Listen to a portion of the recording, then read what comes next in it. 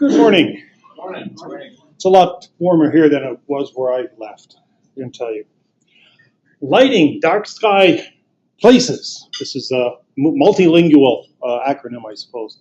We use it as dark sky preserves in Canada, so we can call it dark sky places, dark sky parks, whatever you want to call it. So lighting in dark sky places. That's almost like an oxymoron. There should be, because how many of you are aware of the dark sky guidelines for outdoor lighting? Not everyone, but a few. It turns out to be a very, very easy read because it's zero. And there's a good reason for it to be zero, and hence the reason for this presentation. And there's also a caveat to make people in the lighting industry breathe, sleep well at night. First of all, for 4 billion years, a lot of you have heard this, 4 billion years of evolution, over half the life of all Earth is nocturnal. And the light and color, that's a cue for the evening. When the evening comes in, there's diurnal light, there's diurnal animals, nocturnal animals, there's ones that share both night and day. So there's literally a changing of the guard when the sun sets.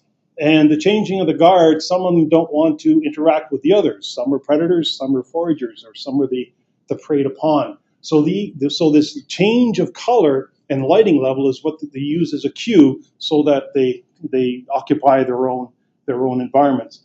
The light-dark ratio for how long the nights are, that's essentially cues the season, and we'll talk a little briefly about that. Darkness provides anonymity for animals.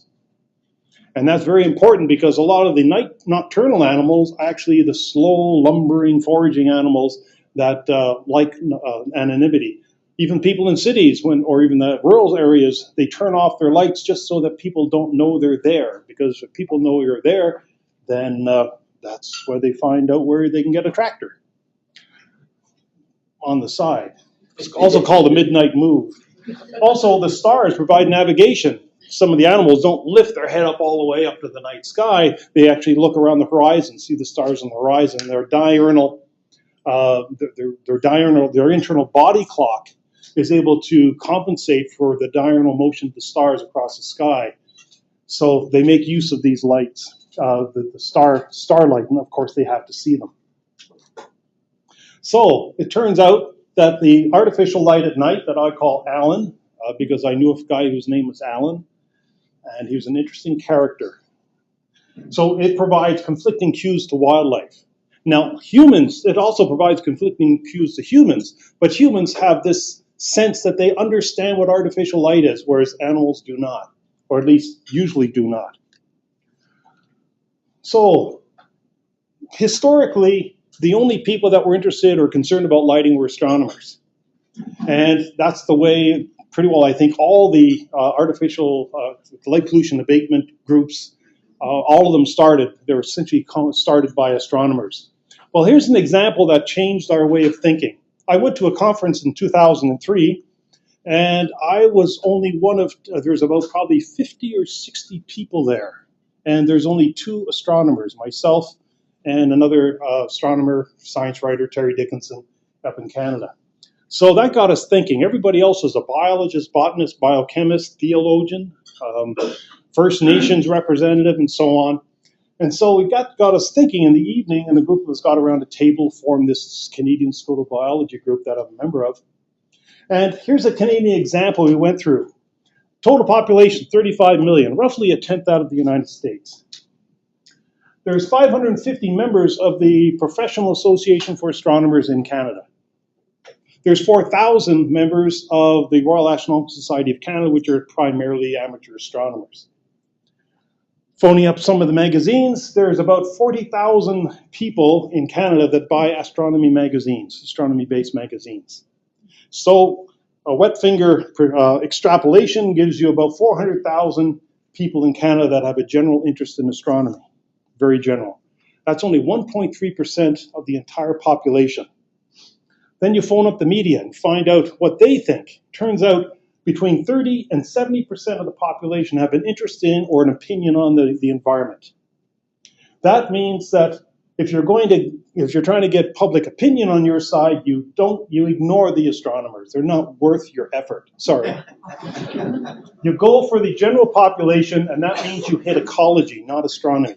The astronomy brings the eye candy to your slides, but the ecology is what brings the politicians that want to spend their political capital on supporting you.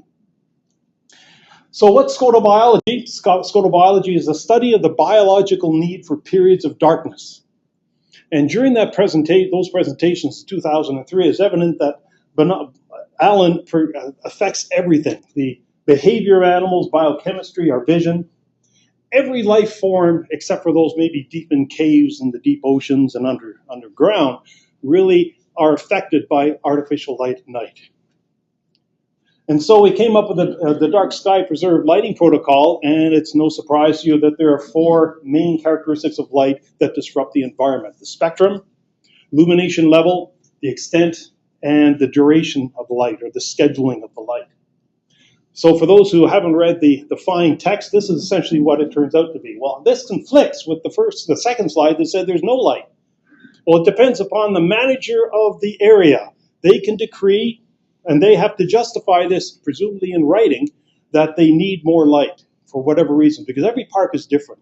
They have different clients and so on, different types of visitors. But the spectrum should be greater than 500 nanometers.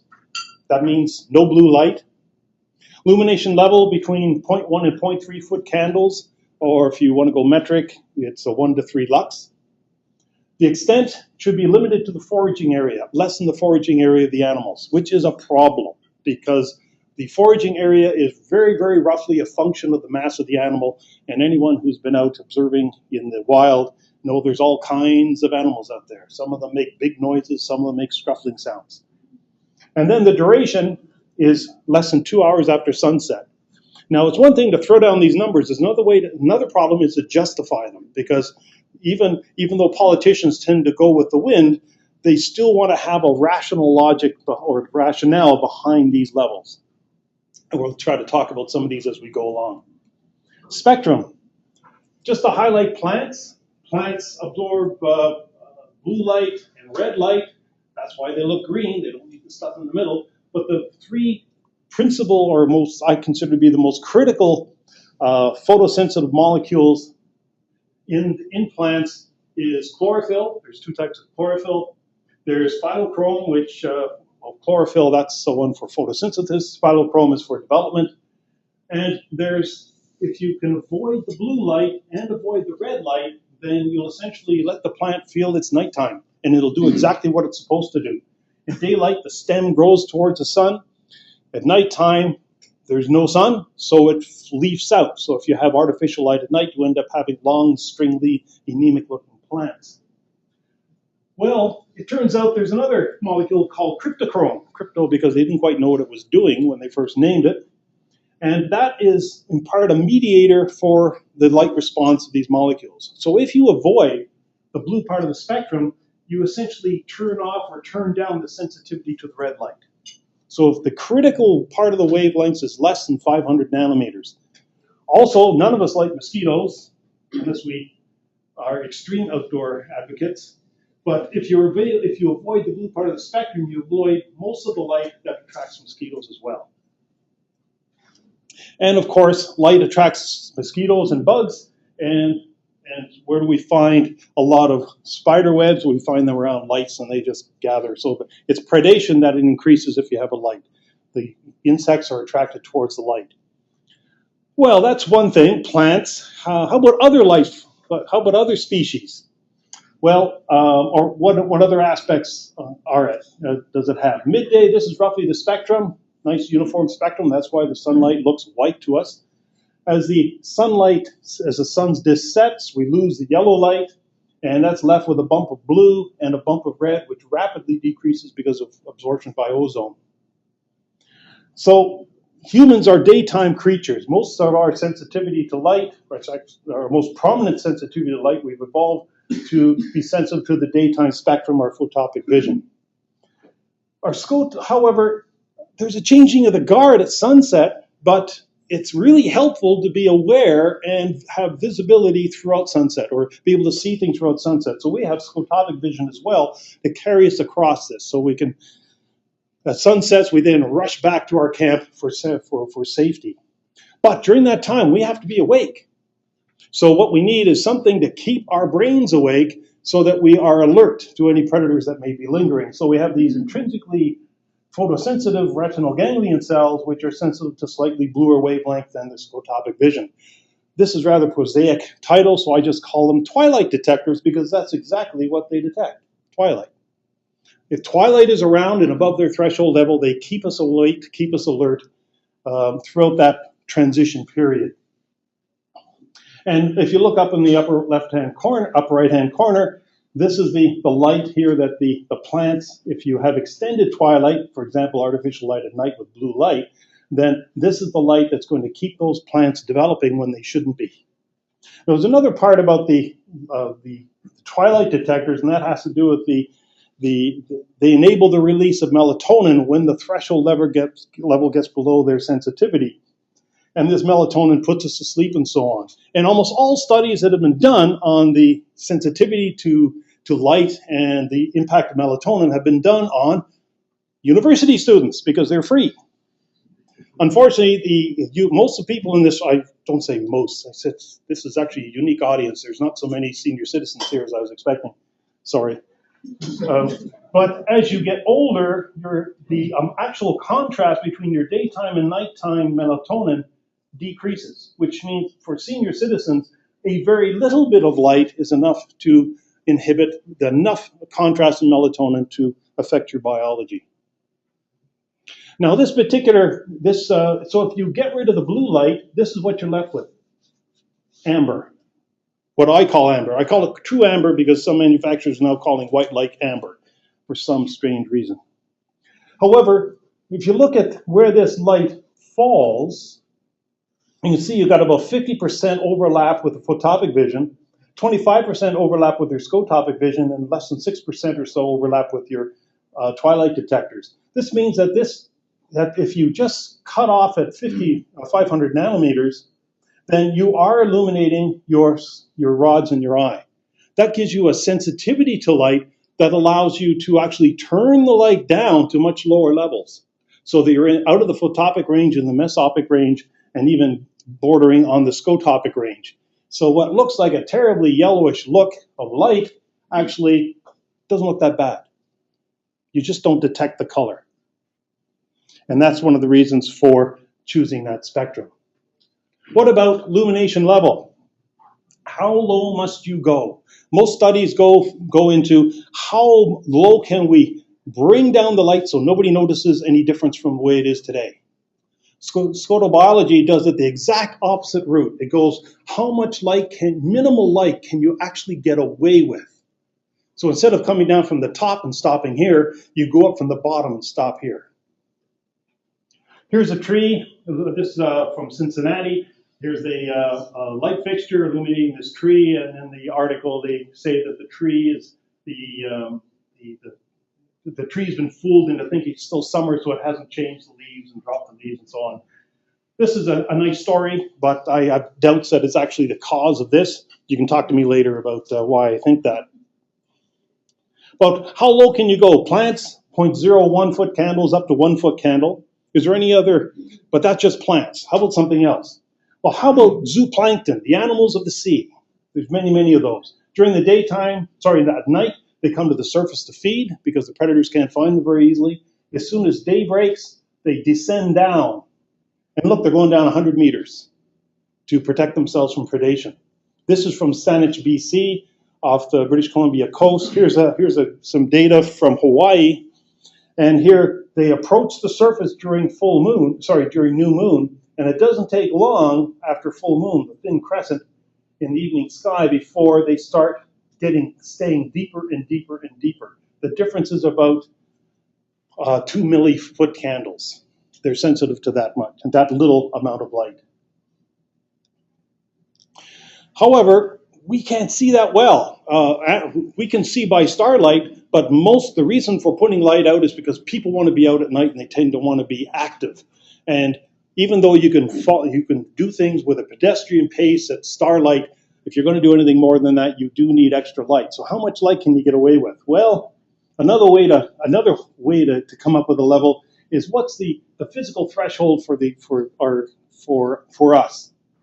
And if you go to the pupillary reflex, it's between 1 and 3 lux. After that, your iris starts to stop down, letting in less light. The light that does get in goes through the center of the lens, where you can have incipient cataract starting to grow. So you can, for senior citizens, you actually see less with more light. So we come up with roughly about 0.1 to 0.3 foot candles for illumination, for a uniformity of about 3 to 1. If you have more than 3 to 1, then already you're either starting to stop down your iris, or it's at such a low level that maybe you should rethink why you've got light there at all. How about the extent? This is from about 1 kilometer away across the lake where I am, and typical of most places, premium cottage country is actually on shorelines. The glare zone is between around 80 and 90% from 90 degrees from nadir. Normally, full cutoff shielding is what's required. However, that allows about 10% of the total light output in that glare zone. We don't like that because that can be seen literally for many, many kilometers. It's better to go with the old-fashioned, circa 1990s, sharp cutoff, which allows less than 1% in that glare zone.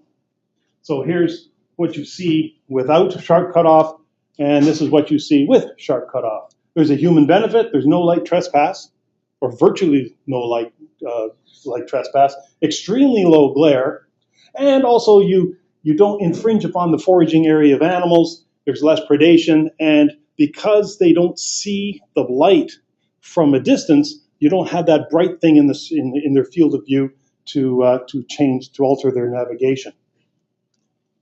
How about duration? Sunset plus 2 hours. Well, first of all, sunset doesn't suddenly mean it's dark. So it takes about 30 minutes. About the illumination level of the ground is about halved for every 5 minutes or so. So after about 30 minutes, you're down into your mesopic range or so, and getting down into your scotopic range. So remember that 30 minutes.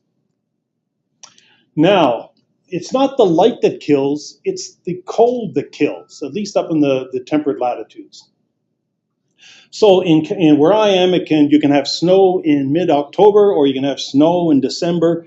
When I left, there still wasn't snow on the ground, though there was snow in the state of New York when we were flying over it. That amounts to about difference of 1.5 hours in the morning and 1.5 hours in the afternoon, in the evening. So 1.5 hours plus half an hour gives you 2 hours. So that's the duration. Now this doesn't mean it's okay, but rather that's at least the duration. And you need to limit the extent of that contamination by using very highly shielded lighting. So the last one on the list, here's the other one. How does that impact our urban areas? Well, here's a plot of rush hour traffic density. And it turned out to be London simply because they had all the information on the internet. And I was able to download some characteristic patterns. And sure enough, you see the morning rush hour, a little bit of an ebb over lunchtime, then the evening rush hour, and it dips down to roughly about a quarter the amount of traffic at night compared to the peak during the daytime. Well, it turns out that in the summertime, both rush hours are in daylight, and yet you judge or you design your system based upon your peak density, so it's rather not very useful. Only in the winter time do you perhaps need maximum amount of lighting on the streets.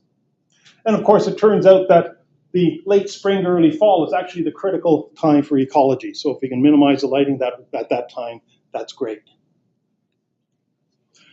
So where can you get one of these? I phoned up manufacturers. They said it's impossible. You can't do it. So I was able to design one. Not that I'm clever, just that I came at it from a completely different direction from anybody else. It has a restricted spectrum, sharp cutoff shielding. It uses LED emitters, but they're not visible to the unaided eye, not visible to your eye. So there's very, very low glare. The optics are rather complex, but easily made, so you have a very large uniform distribution of light.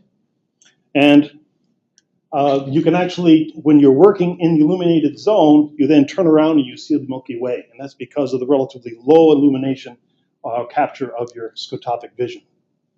And the spectrum fill falls right in this gap, and hopefully we still have to do the tests in Ontario, but we still have to verify how much, quantify how much it reduces the impact on the on mosquitoes.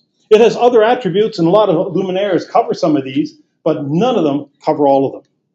It's simply, it was designed to do this, and designed to be compatible with the dark sky preserve. Okay, thank you very much for listening, and I'll be around throughout the day